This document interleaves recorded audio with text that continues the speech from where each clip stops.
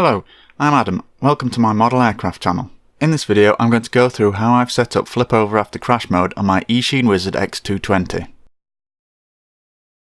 As usual, all the hardware I feature in this video will be linked below. So it's got a fairly descriptive name, but what is flip over after crash mode and why might I want to use it? Flip over after crash mode, which some people refer to as turtle mode or anti-turtle mode, allows you to recover your quad after a crash which has left it upside down by enabling you to flip it the right way up again. Until quite recently, this has meant that you had to go and retrieve the quad for yourself, which can be annoying and, depending where it crashed, difficult to do. So how does it work? When it's enabled, it allows you to use D-shock commands to spin the propellers in the opposite direction, which means you can create some lift even though the quad is upside down. Hopefully this will be enough to get you the right way up again. Apparently if you use it excessively, it can cause damage to your ESCs, so you should use it sparingly. If you're having trouble writing it with flip over mode, and you're able to retrieve the quad yourself, that's probably a good idea. How do I set up flip over after crash mode? In order to enable it, you must configure both the Betaflight firmware and update the ESC firmware to a version that supports D-shock commands. Before I start, let's think safety first and remove the propellers.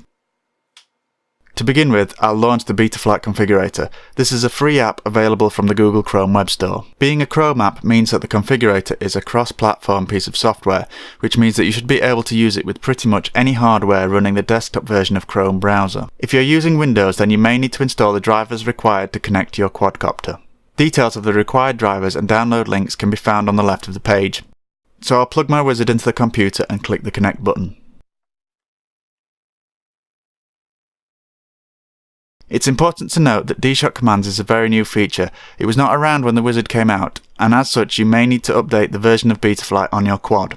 If you're not sure how to update the firmware on your flight controller, check out my previous video about how I set up Betaflight. I'll put a link to that at the end of this video. At the time of recording, the current stable release is 3.2.2. That's what I'm using on my wizard, and it does support D-shock commands. Since D-shock commands are what are used to make this function work, it means that the ESC motor protocol that is in use must be one of the D-shock options.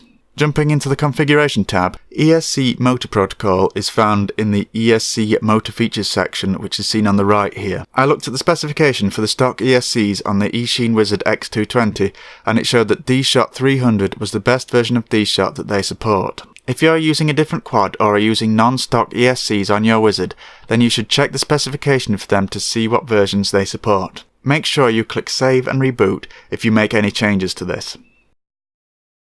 Next, I need a way to activate flip over after crash mode. This is done in the modes tab.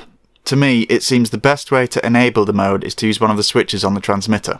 I'm using the Flysky I6X transmitter and X6B receiver combo. If you've been following along with my videos, you'll know that I've already used all four of the I6X's switches for arm disarm, air mode, angle horizon acro mode, and lost plane alarm. I could use one of the variable resistors, but that doesn't seem very sensible to me, as flip over after crash has two distinct states, on and off, so using a variable resistor doesn't seem very intuitive. Eventually, when I decide whether I like air mode or not, I can free up that switch and use that for flip over after crash. But for now, what makes sense to me is to put it onto switch D, which is my lost plane alarm switch. To me, both lost plane and flip over modes are to deal with something that's gone wrong, so if they are both activated by the same switch, I can think of this switch as the emergency switch. So I went down to flip over after crash mode, clicked the add range button, and selected aux 4 since I mapped switch D to channel 8 on my radio. To see how to do this, check my radio setup video. Then I adjusted the range to cover the upper end of the scale, similar to the beeper mode. This means that when the switch is in the down position, both the beeper, i.e. lost plane alarm, and flip over after crash modes will be enabled. Once I made this change, I clicked save, then disconnected the Betaflight configurator. The flight controller is now ready, but the ESCs still need to be updated. This is the BL Heli configurator. Just like the Betaflight configurator, it's freely available from the Google Chrome Web Store. For Windows users, the same drivers that were needed for Betaflight are needed for the BL Heli configurator, and details of them are given in the same place on the screen here. So I'll click connect. The following screen warns you to make sure to remove the propellers, then connect the power. I've already removed the props, so I'll connect the battery now.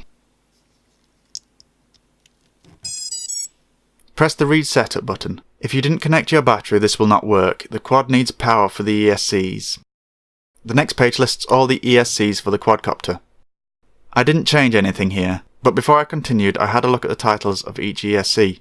Here you can see it says GL30. This is the type of ESC that I have. It is important, so I made a note of this. It also shows the current firmware version. I'm running 1667 D-Shock command. This is currently the only version of the firmware that supports D-Shock commands, so this is what you'll need to install if you want to use flip over mode. To update all the ESCs at once, you can click the Flash All button at the bottom. On this page, make sure that ESC is set to the same value that you had on the previous screen. For me, this was GL30, so this is correct. Then you have to select the version. For D-Shock commands, I believe you need a BL Heli multi-shot version rather than an official version. D-Shock commands are supported from version 1667 onwards. At the moment, there's only one choice, which is still just a release candidate, not a final release, denoted by the RC after the version number. But this is what I and everyone else who has D-Shock commands enabled is using. So with the correct ESCs and version selected, I clicked Flash. This goes back to the previous page, and you'll see a progress bar run for each of the 4 ESCs. Just wait for this to complete.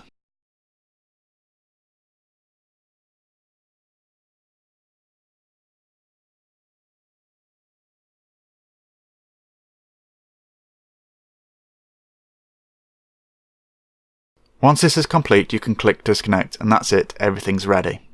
Interestingly, when I did this for the first time, one of the ESCs failed to flash and I got a warning on the page about the ESC. So I disconnected, removed my battery and then connected everything up again and attempted to flash just that ESC using the associated flash firmware button.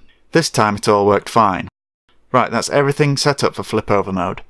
Let's jump outside to see how it works. Here you can see my wizard is upside down and I've already disarmed it to stop the motors spinning and potentially causing damage. First I'll use the emergency mode switch which turns on the alarm and enables flip over mode. Then I will rearm the quad. You can see that in flip over mode the props do not spin when it's armed, but I can now use roll to flip the quad the right way up. Now that it's right again, I disarm, turn off the flip over mode, rearm and I can fly away. Let's take a look at the controller. So it's upside down and disarmed. Turn on flip over mode.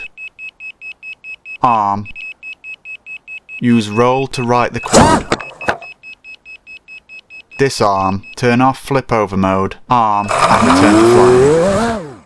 Thanks for watching. You can check out my Betaflight setup video and my radio setup video here. I'm here to share my experiences of getting into model aircraft flying, so if you would like to share any similar experiences please feel free to comment. If you found this video helpful, why not like and subscribe to get my future videos.